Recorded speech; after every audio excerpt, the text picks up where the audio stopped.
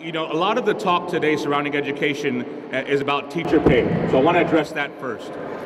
I think I speak for everyone in this room when I say that every child should have access to a great education, and that doesn't happen without great teachers. We want our teachers to be dedicated professionals, passionate educators, and outstanding mentors. Their compensation absolutely needs to reflect these very high expectations. So it goes without saying that we want to pay teachers more. How we do that now becomes a question for our elected officials, but it is absolutely something that we should all be working towards. So I want to take a moment to also recognize and applaud all of our teachers.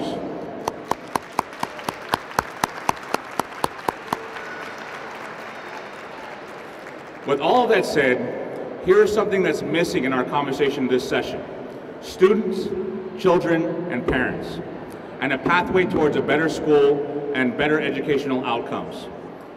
We can't let a conversation that should be about improving education and helping our children turn solely into a salary negotiation. We also can't pretend that pay raises alone are going to fix the failing system. I know it sounds harsh to say that our system is failing, but I want to clarify what I mean. Notice that I said our failing system. I don't mean our teachers are failing. I don't mean our superintendents or our principals are failing. I don't mean our parents are failing. I mean our system. Our education system is not working. It stifles change and innovation. It reduces freedom. It allows children, especially low-income children and minorities, to fall through the cracks. And that's the bad news.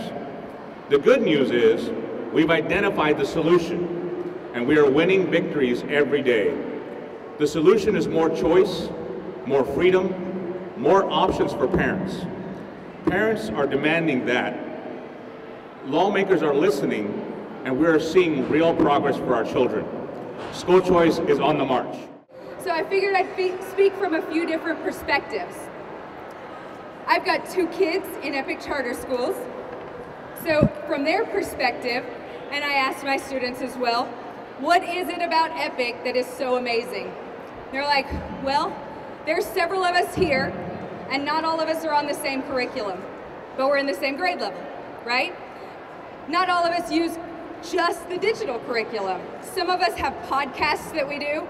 Some of us have digital media that we create and share with Twitter. We get like 100 followers a week listening to these podcasts, right? That doesn't just get to happen in other schools. So from the student's point of view, we get to personalize education. From the parent's point of view, because I am also an Epic parent, right? I get a say in the matter, right? Most choice schools, you parents get a say in the matter. You get a say in what happens in your child's education. And there is nothing better than that. From the teacher's point of view, right? For teachers, it is a little bit more hard. We've got a lot of grade levels to cover. We've got a lot of content to cover. But there is nothing more rewarding than every time I see my students, I get to see the light bulb moment. I firmly believe that the more choice students and parents have in education, the better. And I think if you have private schools, parochial schools, virtual schools, charter schools, online schools, you know, the more choices, the better for the parents and the teachers. And if some of those choices are bad, they will go away. They will go away. And the good choices will remain. And that's how we can get our kids a great education in Oklahoma. This is an issue about kids. This is an issue about Oklahomans, and this is about doing what's right. This is about making sure that our children, no matter where they live, no matter how much money their parents make, this is an opportunity and a chance to stand up for them to say, we want to make sure that every child in this state, no matter who they are and where they live and how much their parents make, we want to make sure every single child has an opportunity for the best education they can. So I want to say thank you to each and every one of you for continuing to come out, for continuing to be that voice for people that may not have another voice, for standing up and for fighting for what is right, fighting for what our kids are.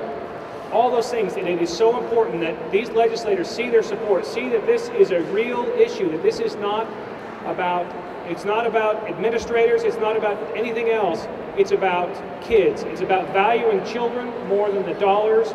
It's about doing what's right for those kids and doing what's right for Oklahoma. come to realize as an educator is that all kids don't learn the same, and all programs don't fit the profile of how kids learn. So the state's constitution says that you have the option of educating your kids, whether it's public schools, private schools, charter schools, virtual schools. So when I took office to uphold the state's constitution, I not only represent the voices of those who attend public schools in my district or work in public schools in my district, but I represent the voices of the children who have needs in my district, special needs, or IEPs, ISPs, students with disabilities. So whatever works for you, our job is to protect parental rights.